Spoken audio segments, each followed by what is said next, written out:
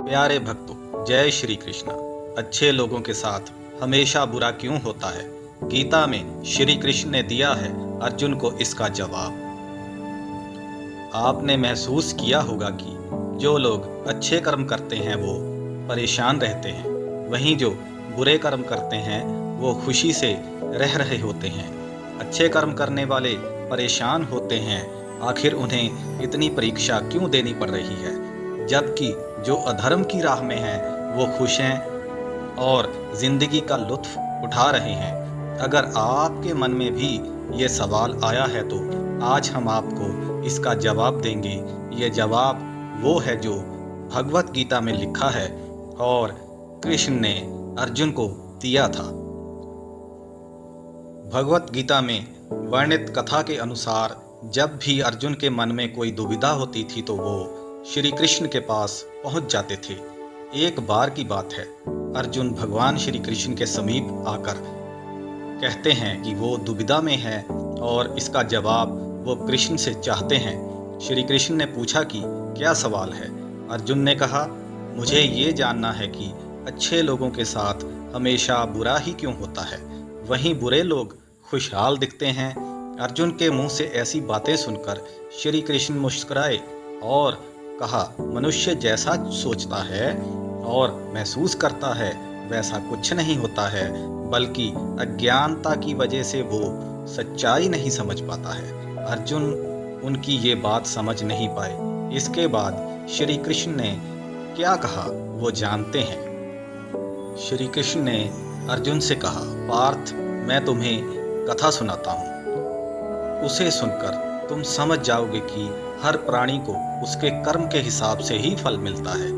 प्रकृति हर किसी को अपनी राह चुनने का मौका देती है। अब वो मनुष्य की इच्छा पर निर्भर करता है कि उसे धर्म की राह चुननी है या अधर्म की। कथा शुरू करते हुए श्री कृष्ण ने कहा, एक नगर में दो पुरुष रहा करते थे। एक पुरुष व्यापारी था जिसके जीवन में धर्म की बहुत महत्ता थी। वो पूजा पाठ में यकीन रखता था। वो हर रोज मंदिर जाता था और दान धर्म भी करता था और हर रोज भगवान की पूजा करता था। वहीं दूसरा पुरुष बिल्कुल विपरीत था। वो हर रोज मंदिर तो जाता था लेकिन पूजा करने नहीं, बल्कि मंदिर के बाहर से जूते चप्पल चुराने। उसे दान और धर्म से कोई लेना देना नहीं था। समय बीतता गया। एक दिन बहुत जोर की बारिश हो रही थी। इस वजह से मंदिर में पुजारी के अलावा कोई नहीं था। ये बात जब दूसरे पुरुष को पता चली तो उसने कहा कि यह सही मौका है मंदिर का धन चुराने का। पंडित से नजर बचाकर उसने मंदिर का सारा धन चुरा लिया। उसी समय धर्म कर्म में विश्वास रखने वाला व्यक्ति भी मंदिर पहुंचा। दुर्भाग्य से मंदिर के पुजारी ने उसे ही चोर समझ लिया और चिल्लाने लगे। वहां लोग एकत्रित हो गए और उसे बहुत मारा।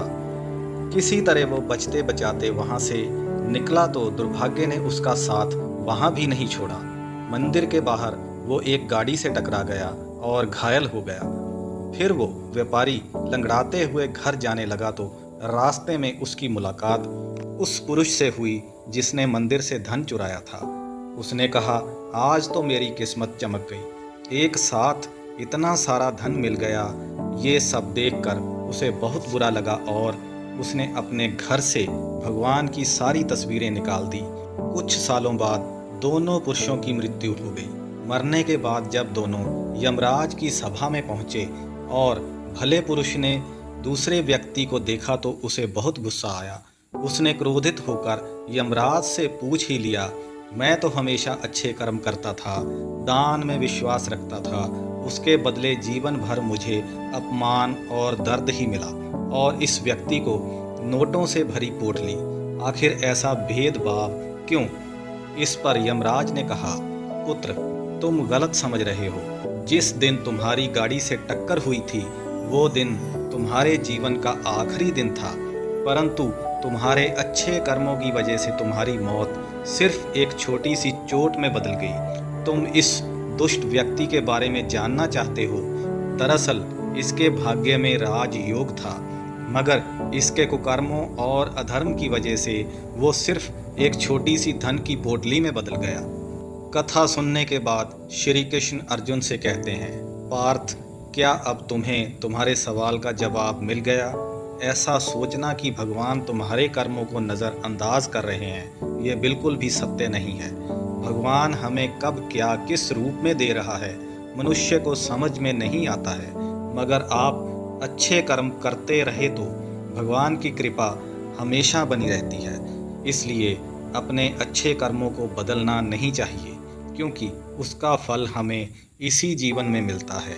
इसलिए मनुष्य का फर्ज है कि वो हमेशा अच्छे कर्म करते रहें, क्योंकि श्री कृष्ण ने गीता में भी बताया है कि किसी के द्वारा किया गया कर्म बेकार नहीं जाता है, चाहे वो अच्छा हो या बुरा।